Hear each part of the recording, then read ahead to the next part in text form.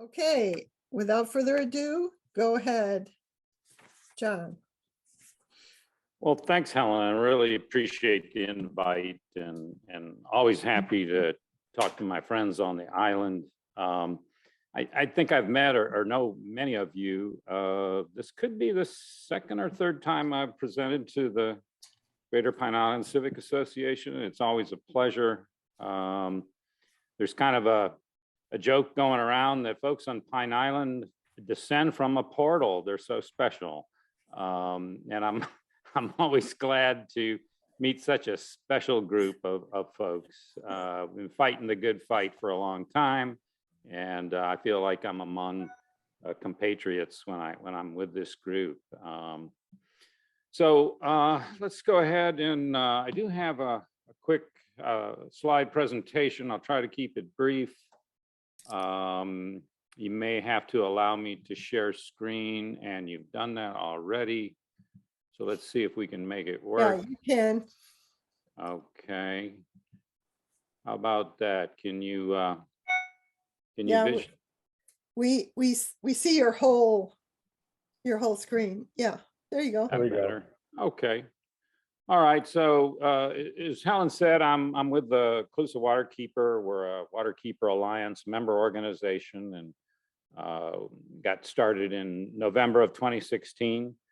It's been about a little over 5 years ago. Seems like 50 in many ways, but it's been a pleasure and an honor to work for the Waterkeeper organization. So tonight, I just there's so many issues going on. I'm sure there's more things happening that you're concerned about than either I'm going to cover tonight or that I'm aware of or knowledgeable of, but we'll leave a little time for Q&A at the end if that works, and maybe we can share what we know about things at that time. So I thought I'd start with just talking about some of the unresolved water quality issues that are important to Pine Island and Matlacha. I think you folks know these stories, but maybe I could give you a little update on where we are with things. I thought I'd try to cover the problems we're still seeing from removal of the Cetus boat lift in the context of sediment transport from the Cetus Canal in the Matlacha Pass Aquatic Preserve. You may be aware there were some issues with arsenic in groundwater at one time. Some of the key things that drive water quality problems that are common almost everywhere now in South Florida has to do with wetlands loss. I want to try to emphasize that. And we've kind of focused with Calusa Waterkeeper on water quality that has a nexus to public health. So for example, harmful algal blooms and fecal bacteria contamination are two issues that we have been very interested in. And so we'll talk about that a little bit as we go along here. So I think if you've lived on Matlacha or Pine Islands since the last 10 or 12 years, you're familiar with this issue. A lot of emotional baggage on this one. Basically, in 2008, the city of Cape Coral removed the Cetus boat lift right here, which provided direct access to Matlacha Pass for the boaters up in the northwest spreader area. There was a lot of back and forth that went on. And it just got really ugly for a long time. I just won't go into all the details, but we're seeing the sediment transport from the Cetus Canal continues. So since the boat lift was removed, there's no barrier forcing the spreader water, the polluted spreader water, into the mangrove fringe as it was intended by court order in the 1970s. And so unfortunately, we didn't win that battle. We were in arbitration for about a year on that one. But as a result of removing the barrier, we now see about 3/4 of the stormwater runoff now leaves the northwest spreader through the mouth of the Cetus Canal. So you can imagine how that affects salinity changes, rapid salinity changes, and the sediment transport and the shoaling that occurs is problematic. Keep in mind, we're talking about a state aquatic preserve. It has a non-degradation standard. These things are not supposed to be happening in a state aquatic preserve. This is 2011, a couple years after the barrier was removed, and you can see now the shoaling that's occurring here in the mouth a little bit further out. This is 2018. You can see the situation's been aggravated a little bit more. This is kind of low tide shots. And this is more recently, and just wanted to emphasize, it looks like now the shoaling is pushed out right into maybe another 100 yards further out into the preserve. So this is not good. The shoaling potentially covers shellfish beds, it inhibits seagrass growth, creates lots of problems along with the rapid salinity changes. So I've been talking to some council about this. We're trying to explore ways maybe we can get restoration going again, trying to fix this problem. But I think, putting a structure back in the Cetus Canal is just probably not politically feasible at this time.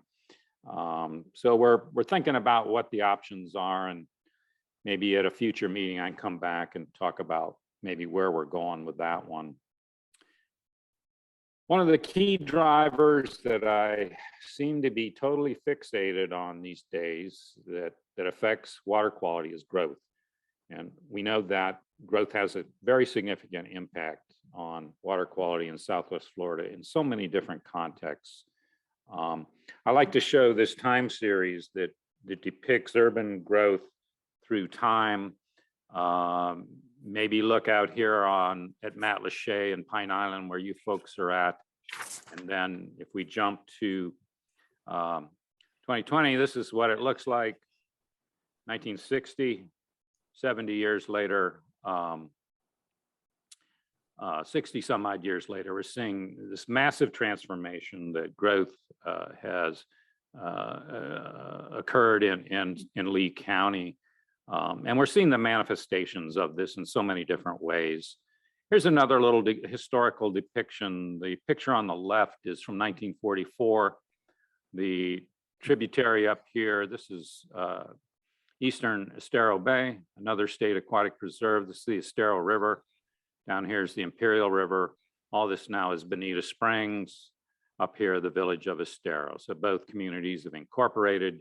And by 1998, you can see what a stark transformation to the landscape has occurred.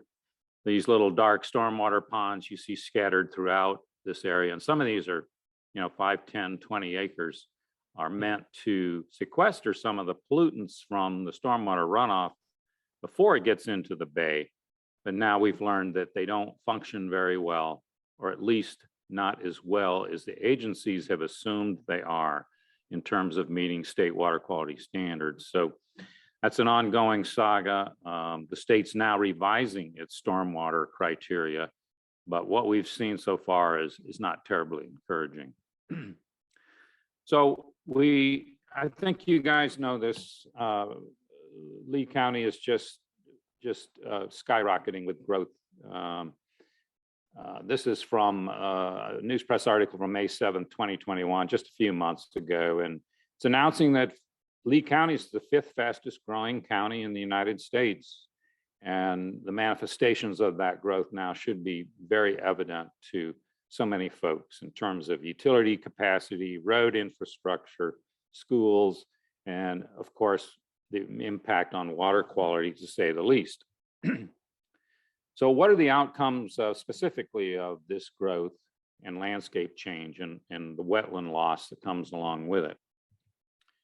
Well, sadly, I wish I had more good news, and I'm desperately trying to think of a good joke or some good news that I can tell you before I finish tonight, but there isn't a lot of it, unfortunately. So our highest, to give you an example of how much deterioration has occurred, the highest value waters we have are our coastal aquatic preserves. They are what's considered by statute outstanding Florida waters that have the theoretically the highest protection FDEP can provide. But unfortunately, these close to Pine Island and Matlacha, so Upper and Lower Pine Island Sound, Matlacha Pass Aquatic Preserve, Estero Bay Aquatic Preserve, all outstanding Florida waters now verified impaired for nutrient pollution. So that's not good. So you may be aware that through the Clean Water Act authority delegated to the state of Florida, there is a requirement to restore water bodies that are verified impaired for nutrient pollution. One of the ways that that's done by the state is to develop a restoration target, sometimes referred to as the TMDL, stands for total maximum daily load. It basically defines the assimilative capacity of that impaired water for the pollutant that it's impaired for. Unfortunately, we haven't seen a TMDL developed in our region since about 2010. So it's been about 12 years.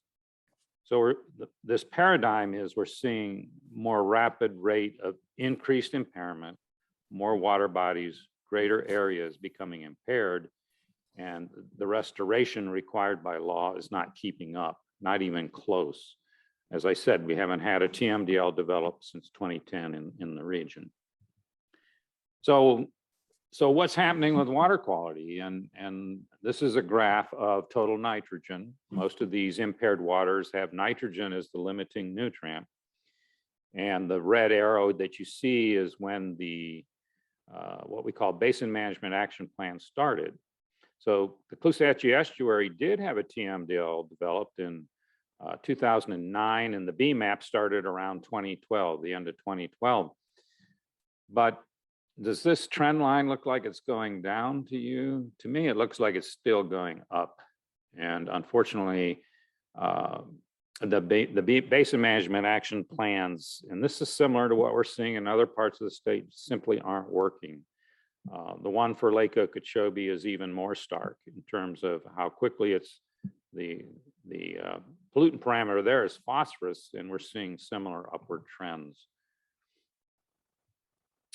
So back in March, we put together a little what we call a 9-county summary. We picked 9 counties in Southwest Florida. We assessed each individual county in terms of how many water bodies within their county had verified impairments. The different colors refer to the different impairment parameters you see on the bottom. The takeaway from this graph is that since 2018, Lee counties had a 36% increase in verified impaired water bodies for nutrients. Nutrients is what's driving this impairment, and a little bit with fecal bacteria as well. I'm sorry, fecal bacteria is the most dominant parameter where pollution is occurring, but the biggest increase through that time is through nutrients. So nutrients are driving the 36% increase in impairment in Lee County. So we have 2 TMDLs in Lee County, 2 BMAP programs, one in the Estero Basin and one for the Caloosahatchee. Ironically, we're seeing the parameters increase as opposed to them going down as a result of these restoration programs. And what do you think's behind it? Growth. Growth is overwhelming the region and causing these increased trends in pollutant parameters. This is a little front page of the study that we did. You can go to our website and download it if you need to. There's some interesting tidbits in there, and I'd encourage you to look at it when you get a chance. So we're basically comparing counties. The resolution is a county level resolution in this study, and spent quite a bit of time on it, and it basically helped us counter some of the false narratives we're hearing from local governments that say, hey, we're improving. And, we basically proved that we're not improving through this study. So keep it handy if you're interested. So we've been talking a little bit about how nutrient pollution is a manifestation of growth. And as an ecologist, I have some understanding of how nutrient pollution changes ecosystems and community structure. We know that when we see dramatic increases in nutrient enrichment, some forms of primary producers like algae and other types of plants respond quicker to that enrichment, and they end up dominating the primary production of that community. So we're seeing this shift in many areas of the state now, and we're seeing what we call macroalgae outcompeting some of the higher plants like seagrass. This little illustration shows you what perhaps a healthy thalassia meadow would look like on the left, and what one would look like when it's being outcompeted by macroalgae on the right. And we're seeing this shift in Matlacha Pass. I have a lesser understanding of what's happening in Pine Island Sound, but in Matlacha Pass, this seems to be a growing realization that this is happening, and we're seeing seagrass decline as well. I think Nadine wanted me to mention something about the statewide decline in seagrass. There is a bill before the legislature to mitigate it. Long story short, it basically allows destruction of seagrass meadows as a result of compensatory mitigation, where you would go in and plant seagrass in areas perhaps where it's damaged or not occurring. But that's just a false narrative. We know that seagrass doesn't quickly establish, and most efforts to mitigate seagrass restoration are failures. And this is also being done on public lands, or what I should say is submerged sovereign lands of the state.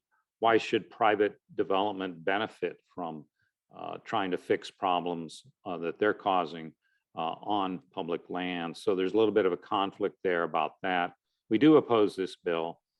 And largely why manatees are starving, particularly on the East Coast, is this tremendous decline in seagrass, where it's just not available for them to browse. So interestingly, I just got a call from someone who lives on the Caloosahatchee. This is red macroalgae. They're complaining of sinus and respiratory irritation. And for as far as I could see from the ground or the bank where their seawall was, this macroalgae was dominated the bottom communities as opposed to seagrass.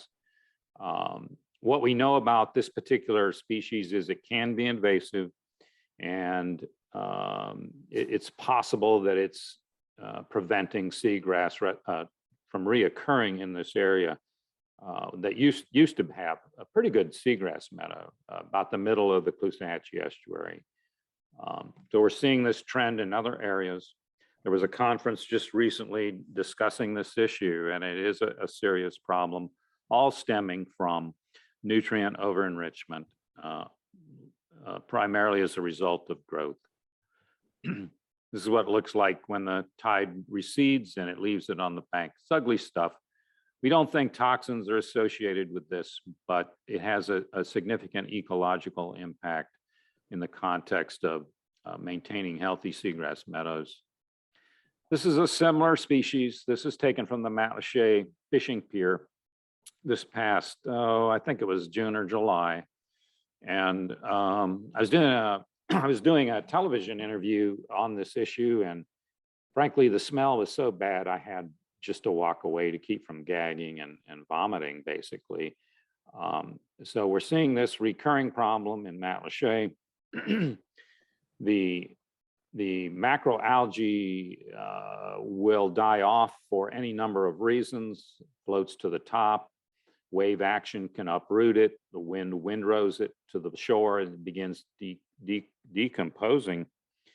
And as a result of that, we see oxygen levels decline rapidly.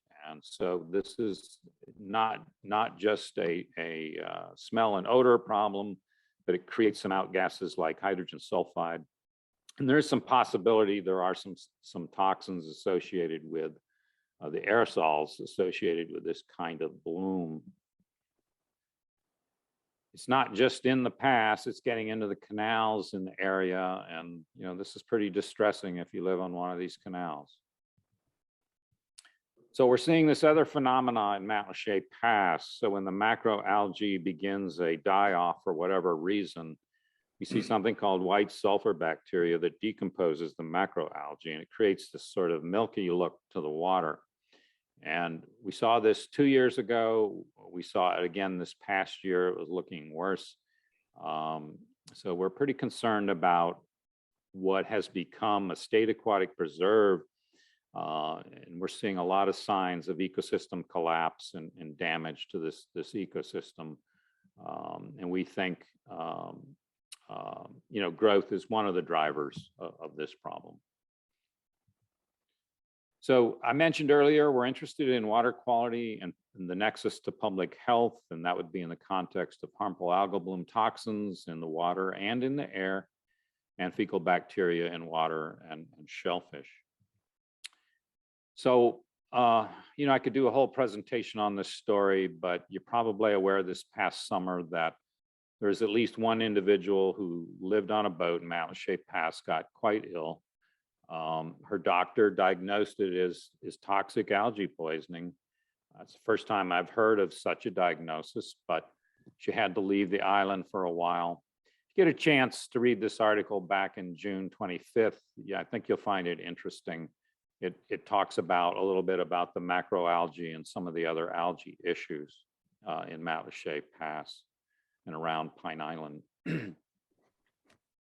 So more recently, in addition to understanding algae toxin dynamics in the water, we're also interested in the aerosols.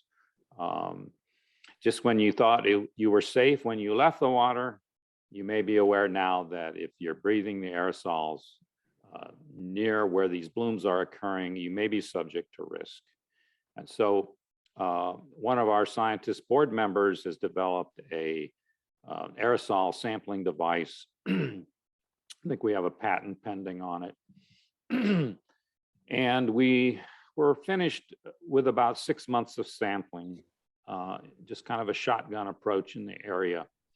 And so we're refining our technology, but we'll soon be releasing our data on this to the public. Long story short, we did find some toxins. This year wasn't actually that bad compared to 2018, but we are able to detect some toxins in the aerosols and in the air. So we'll talk more about that later. I meant to mention earlier that we took just a couple of samples this past summer in a canal in Matlacha. We were able to detect a low concentration of saxotoxin, which is also referred to as paralytic shellfish poisoning. It's the causative toxin in that sickness. So again, this sampling is very expensive. We only did a couple samples. We found saxotoxin both times, but very low concentrations. So we're not exactly sure what that risk is. EPA does have some guidelines. I'm sorry, World Health Organization does have some guidelines for saxotoxin. And we're kind of under that, maximum value that would create an advisory. So I don't want to alarm people too much, but we did find low concentrations. Where we need to be concerned, though, is in shellfish that bioaccumulate these toxins. So I'm not sure if the state's sampling oyster or clam tissue in the area. I know there is some harvesting at times, but my recommendation would be to avoid eating filter feeders from the area until we understand or test the shellfish prior to consumption. The other key area that we focus on is the fecal bacteria problem. Florida just operates in this sort of Wild West policy where the Department of Health will only provide advisories if the water body is a designated swimming area. And it's a very narrow definition as to what defines a designated swimming area. Historically, it was meant for public swimming pools, but the statute says that it could include rivers and streams and lakes and estuaries. But the problem is that despite the fact that DEP has widespread information on fecal bacteria contamination, Department of Health basically feels they're not authorized to monitor or warn people about this problem unless it's a designated bathing area. So it's a little bit of a problem. We've got a bill before the legislature that would fix this problem. This is Senate Bill 604 and House Bill 393. But I'm concerned we're not even going to get a reading, and you may be able to read between the lines and maybe understand why. Really, where we got really concerned about this and what showcased that issue was the fecal bacteria problem at Tropical Point Park on Pine Island. And, you know, there's an area of the park where people wade into the water. Schools bring the kids here in school buses, they wade into the water. There's a sign that says there's no lifeguard on duty, inferring that people swim here. They launch their kayaks here. They very definitely get in the water here. But at times the fecal bacteria concentrations are extremely high. FDOH uses a value of 70, and we've seen values as high as 1,600 at this location. We're not sure what the sources are, but all we know is it's probably too high for kids and others to be out there in the water. So we asked Lee County and we asked Florida Department of Health, Lee County unit, to monitor and post it. They both refused, saying that it's not a designated bathing area. And to us, that's just an abdication of the responsibility to protect public health. Paulette wrote a great article. I see she's on the call tonight. She did a great job covering this article. It kind of showcased the problem that led to these two bills being brought to the legislature by Senator Berman and Yvonne Hinson. So we call our campaign for these two bills Right to Know, very simple.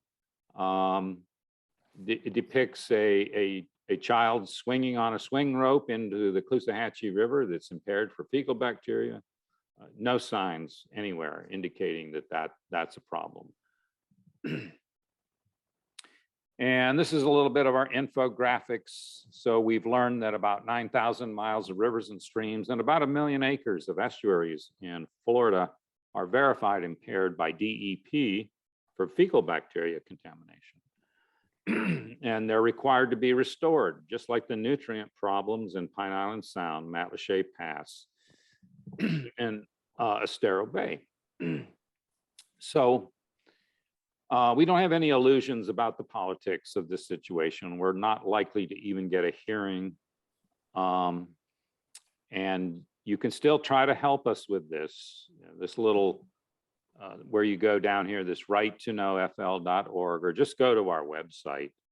And it makes it easy to contact your legislator and say, hey, we'd like to see these bills at least get a hearing in the legislature. We think there's no excuse for why the state's not warning people of this widespread fecal contamination problem. One of the last things I'll mention is that many of you are probably aware that Florida politically strategically assumed federal wetlands permitting last year. And this has led to its sort of unveiling the way we thought it was going to be. DEP didn't have enough personnel to implement the program. The concern was that developers weren't getting their permit applications processed quick enough.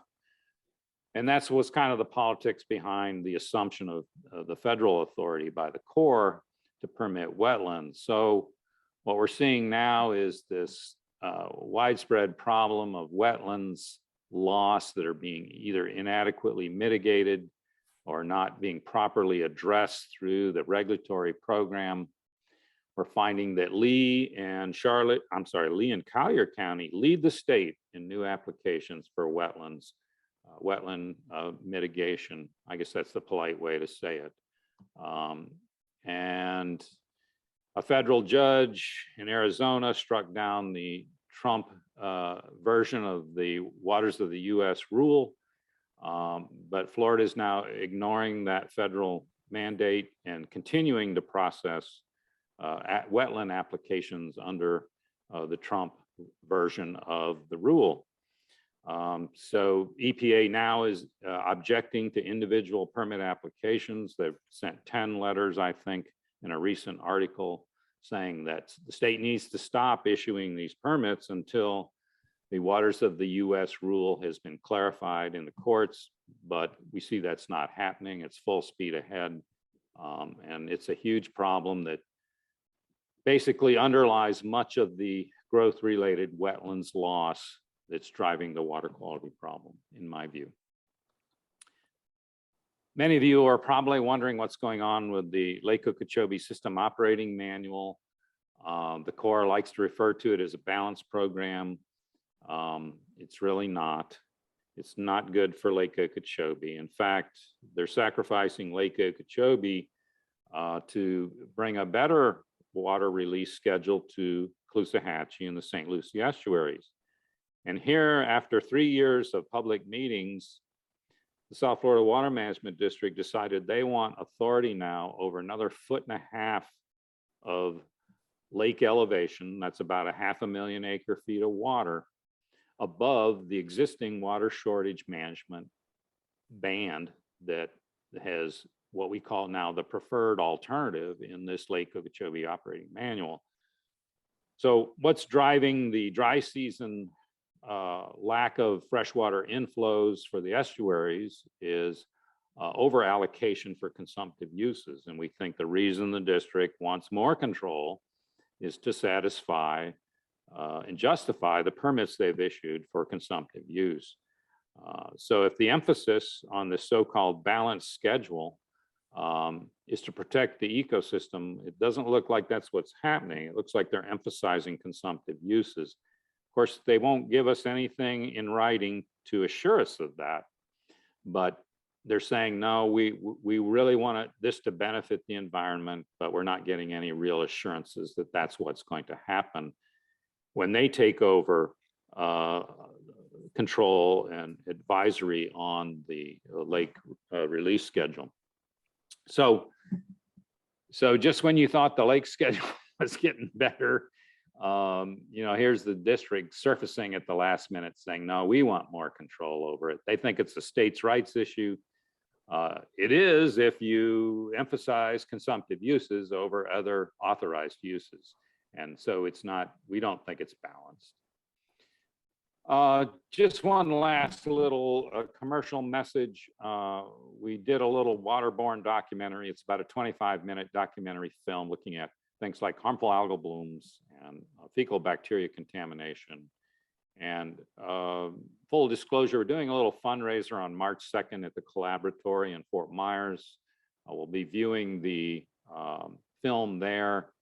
Nash Williams will be doing some live music for us, a young fella, young musician that just does a wonderful, he's wonderfully talented. And we'll have popcorn and spirited beverages available for our facilitated discussion after the movie. It could be enjoyable, could be educational. We're asking for a donation of $100 per person. We're nearing capacity. We're shooting for, we had capacity for about 70 and we're pushing pretty close to 60. So if you're interested in this and helping us out with our fundraiser, you can go to our website and get the details there. We'd love to see you on March 2nd. Join us for some of these facilitated discussions. You'll recognize some of the speakers there. Mike Parsons at FGCU, Dave Davis, University of Miami, Richard Whitman, is a retired microbiologist. So we'll have a good, lively discussion. Hope you can join us on March 2nd. And I think I will stop sharing. And if there's time for questions, I'm happy to try to answer. Yeah, there's definitely time for questions. I'm going to try to unpin you. There we go. And now, okay. So can everybody see everybody else now as well as John? At least I can see you. So so there are a lot of people who have both their yeah, somebody says, okay, so who else is depressed? Well, maybe we all are a little depressed about this. I see most people have their video and their audio off. So if you would like to ask a question or make a comment, you know, turn on your video and your audio, raise your hand, or else put something in the chat. I've got a question. Okay, Nadine. John,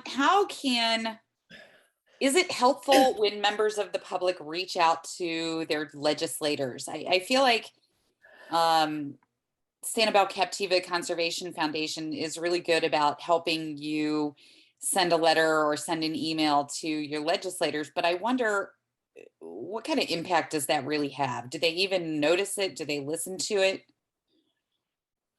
Well, probably depends on the region of the state you're in. Southwest Florida is, well, I want to believe we still have representative government. I still want to believe the electorate can change the trajectory we're on now. But man, I haven't seen evidence of it for years, and at least from Southwest Florida. You know, we made a pitch to the Lee County Legislative Delegation to try to support this legislation on right to know. They just sort of said, thank you very much. We even got a response from Kathleen Pasadomo, our state senator representing us, no interest in pursuing it. You can probably figure out why. I will tell you, I heard from a politician recently that said, well, you know, if I get 10 calls, yeah, I'm not going to pay much attention. If I get 100, yeah, maybe a little. But if I get 1,000, I probably need to pay attention to this. And unfortunately, that's kind of the way it works. So trying to mobilize. That's at least a goal. Yeah. Well, our software, our right to know software tells us how many people are responding. We've got pretty good from Lee County, maybe a couple hundred. But from the, this is a statewide issue. This isn't just a Lee County issue, it's statewide. When I say 9,000 miles of rivers and streams, I'm talking about Florida, not just Southwest Florida. Yeah.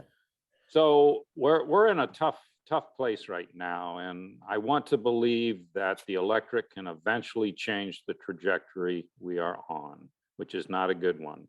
If you're depressed, I'm sorry, folks, but I'm feeding you the facts tonight, and it isn't happy. And you should be depressed. You should be angry about what you're hearing. This is your home. You know, this is your community. It's changing fast and not for the better. Your roads are more clogged up. Your schools are more crowded.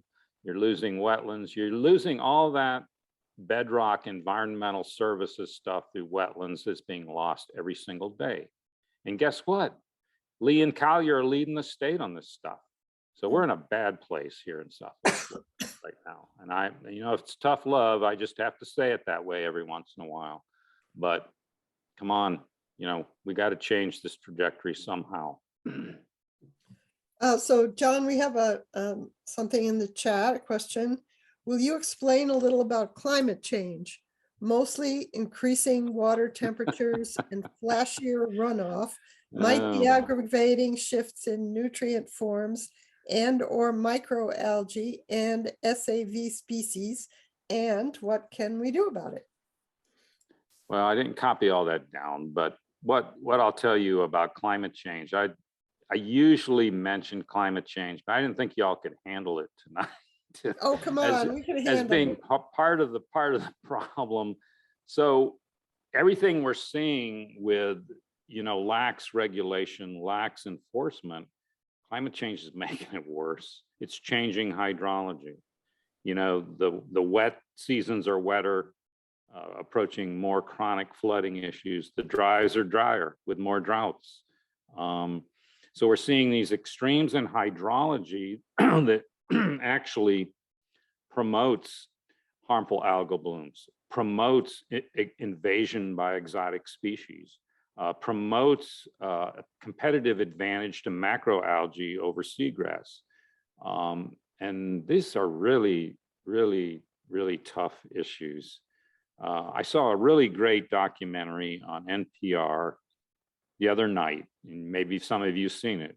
you can just Google Earth Emergency.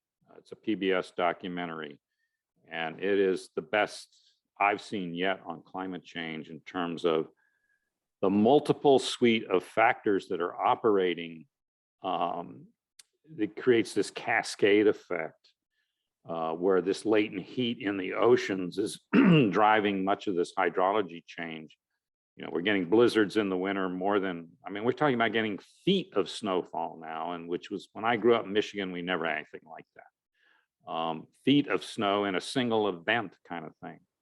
Never saw anything like the wildfires. Well, you guys know this. I won't dwell on it, but it is a big issue. We're seeing biodiversity loss, a result from some of this change in hydrology. We actually published some research we did at FGCU on this at the Crew Preserve, trying to understand how these drivers are affecting the best habitats and the best quality waters that we have.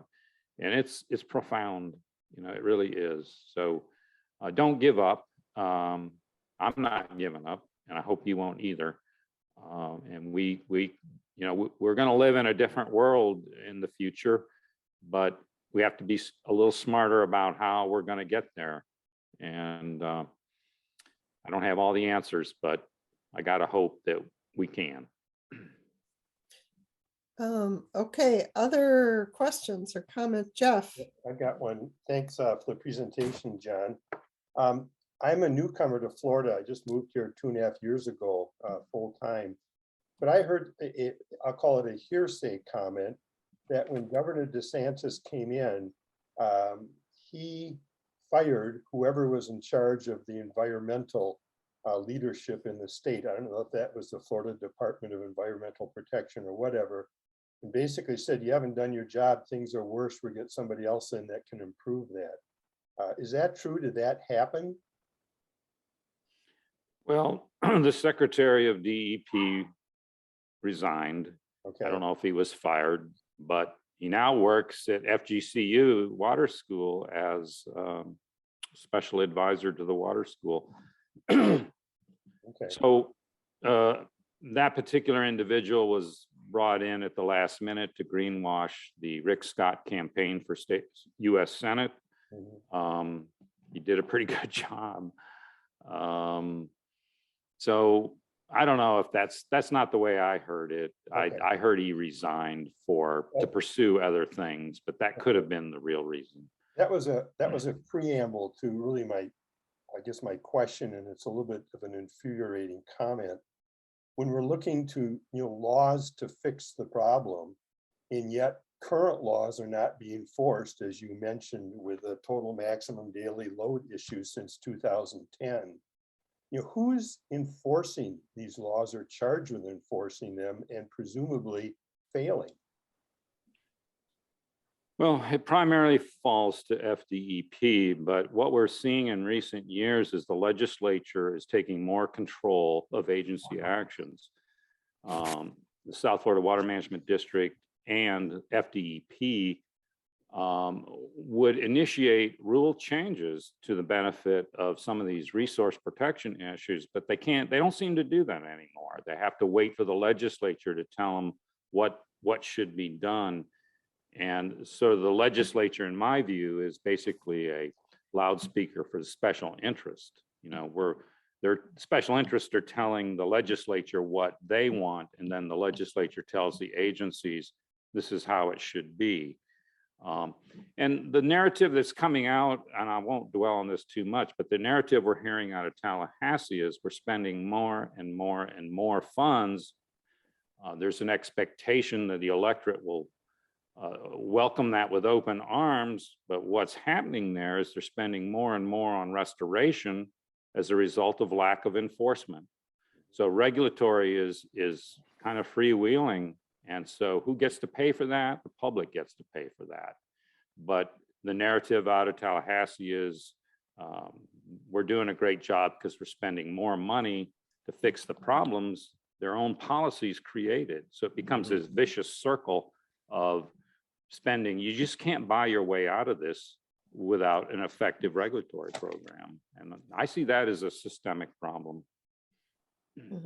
So I guess the question is, how do we change that? You're supposed to change that in the ballot box, but not happening. Yeah. So, Okay. All right, Thank Sue you. DeHode has her hand up. And then there are a number of comments in the chat that I'd like to get to. Go ahead, Sue. Yeah, John, when we were looking into the septic and to sewer conversion feasibility, I believe the person from Lee County who was in charge of the, I think they're putting together a sort of a white paper on who should be prioritized, and probably would prioritize funding that way. I believe she said that we on Pine Island are not part of the BMAP region. Is that correct? That's what she said, yeah. For the Calusa is that true, Right. that Pine Island isn't part of the BMAP for the Calusa?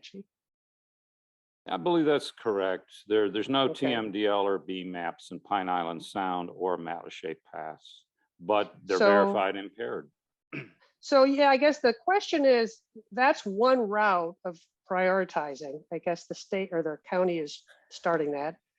But it is an impaired waterway. What are the ways we can approach, or how can we approach prioritizing funding for Pine Island prevention of pollution? What route could we take? Do you have any recommendations? Yes. Specifically with the septic to sewer discussion. Mhm. Well, I guess if you incorporated and, you started collecting ad valorem taxes on the island to fund that, you could do that within, I suppose. Okay. That's probably a can of worms for the Pine Island folks. That might be a very divisive issue. But traditionally, that's how it's done. If you can't get the unincorporated Lee County, the county government to do it, then you're gonna have to figure out a way to do it on your own. And as you're realizing, that could be pretty expensive. So, putting in those sewer lines, Cape Coral mandated it for much of Cape Coral, and they put liens on people's mortgages to fund it in many ways, and very unpopular. But I applaud you for trying to do that and wanting to do that, because I think septic tanks are a contributor in some areas to this nutrient enrichment problem. So I think there might be some consultants that have done feasibility studies. You might approach one of these consultants to get the hard numbers on what it might cost based on population increase projections into the future, kind of thing. So you got to have the hard numbers, and it sounds like Lee County is not that interested in trying to help you that much. But it shouldn't be, because waters aren't in jeopardy now, kind of thing. So that's not making much sense to me. Thank you. Okay, in the chat. So Kathleen, I don't think you're still here. Are you still here, Kathleen? When John was talking about the legislature, she was uncomfortable with the discussion getting political. She said, I can produce a number of counter arguments and scientists as well, but then I don't see her on here. I would love to hear the counter arguments and just what the discussion really is on both sides. But now there's another question. Old growth forests are more efficient at carbon sequestration. Is this also true of older wetlands?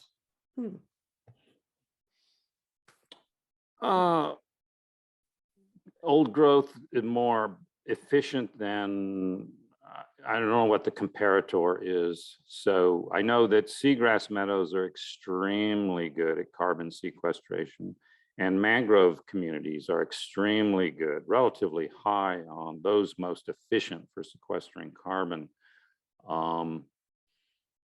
So yeah, it seems like the conversation has shifted to, what can we do to try to sequester carbon more efficiently? And it's, the scale of it is just enormous. There's a book out by now, Elizabeth Colbert's most recent book called Under Light Skies, The Nature of the Future. I would suggest you read that book.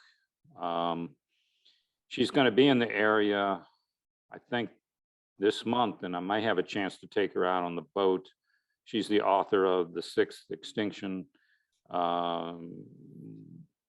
which is top 10 all-time nonfiction, best all-time nonfiction books. Some raters have the best nonfiction book of all time. She's a spectacular reporter and journalist. So, yeah, it's just, and again, my point is that the scale of the problem is enormous, but we shouldn't give up, trying to do what we can locally to affect change globally. I was just staggered when I read that book to find out how many high-level academic institutions are looking at things like, trying to put reflective particles into the, MIT is doing this. They're looking at research on putting reflective particles into the atmosphere to reflect solar radiation kind of thing. To me, I just, that was almost incomprehensible that we're actually even considering such things. But if you watch this movie, Earth Emergency, you'll see that we're past some tipping points. No matter what we do, this change is going to continue to occur. And that's what's so tragic. I think we had a participant on the call tonight that just doesn't, there's still people out there that think climate change isn't real. And that's tough for me to deal with. The science consensus is clearly that it is operating, it is having an effect. And I just have to wonder what empirical evidence can people offer that isn't, a fringe science that is just saying that it's not what the consensus is, and that's disturbing. Sure. One more question in the chat, and then to Sherry. This is from Judy Ott. Can local governments make stricter stormwater runoff regulations than state regulations in order to accommodate flashier runoff? I'm afraid I don't understand the question, but I understand it. expect that you do. Yes, go ahead. Hi, Judy, and thanks for that good question. So what the state's deliberating now is what we call a new statewide stormwater rule that affects design and treatment of stormwater. So every new application for development would be subject to this new rule. The problem is the part of the application is dealt a little differently depending on each water management district. There's 5 water management districts in the state. And South Florida Water Management District actually has a pretty good applicant's manual, and it's a little better, we think, than the state. So we think the district's already, even though much of it's just has been shot down, the science has been shot down in terms of nutrient sequestering. It's a little better than what we think the statewide rule is going to be. Some very disturbing things coming from the stormwater TAC this past year. And this is a result of the so-called Clean Waterways Act that passed in I think it was 2019. So what they're saying now is every new development that comes in for an application, the standard for how much stormwater treatment they'll have to do depends on what we call the pre-development condition was. So they'd have to try to meet that pre-development condition to avoid further impairment of the discharge that the project would cause. They're trying to change that from a pre-development condition to the previous 5 years, which is already a widely impaired condition. It's what we call a shifting baseline approach to regulation. Bad news, real bad news. And it's would be for new development, and I just don't see how that's going to help the situation at all. We're really concerned about that part of it. So the short answer, Judy, would be maybe yes, Some counties have actually assumed ERP permitting. They can do that, but I think it's a stretch that it would happen in Lee County. Okay, Sherry, you had your hand up before. Do you still have a question? I don't have a question. I just wanted to thank John, since he's been on this water as our water keeper. He has been out front in so many ways, in so many things. He's done a lot for us, and I just want to thank him for all you have done and all you are doing. Well, thanks, Sherry. I appreciate that. It's good to get some feedback now and then. Good Yeah, it's a feedback. rough road. It's a rough road to hoe with the legislation and the legislature. And, the last resort is the judicial. And, even that now is becoming more politicized than it was in the past. Someone said they're worried about the concern about politics. It's absolutely a political problem. Lack Yeah. of enforcement is a political problem. Yeah, And if you're going to hide from that, then we're never going to fix this problem. yeah, So Yeah. I'm not telling you who to vote for, but I'm just saying, we're a nonprofit organization, but that is the problem from my view, the politics of special interest influence. So thanks, Sherry. Appreciate that. well, okay, I guess I just have one more question to wrap us up, and that is, if you can help us discern, as an organization that's concerned with Greater Pine Island, where should we be putting our energy? It sounds like you're saying this whole thing is a problem of overdevelopment. And of course, we're really concerned about that on the island. And, naturally there's a limited amount that we can do, but we are doing something about that. And then there's the septic tanks, and there's traffic, and there are different things that we have prioritized. But where do you think we should be focusing our energy the most in order to deal with this problem of water quality? I think you need to have a plan. You need to have a target. And if you establish a watershed plan, like we did for Estero Bay back in the year 2000, it's not cheap to do this type of planning. It can be pretty expensive, but you've got to have that thought out plan before you can take that next step to what's the next logical thing you can do. And I don't want you to be depressed about this. I think, the Greater Pine Island Civic Association is really one of the best groups in terms of civic engagement. I really appreciate the work y'all are doing, promoting land acquisition and better water quality. But it's a complex situation out there. Part of what the drag on being better is that when large interests, and often agricultural interests, feel like they have a rights that maybe go beyond what the greater community expects. And we have a thing in Florida called the Burt J. Harris Act, which protects private property rights. Lee County lost a couple cases on Pine Island as a result of a taking. And so that's a pretty big obstacle to be doing comprehensive planning. And, as damaging as that was, this very previous session of the legislature doubled down on private property rights in local comprehensive plans. It's like they just had to slam dunk that one more time. Don't try to get in the way of development. Don't try to get in the way of powerful development interest. If you do, we're going to take you to court. And we're hearing that more and more now from developers, especially in Collier County.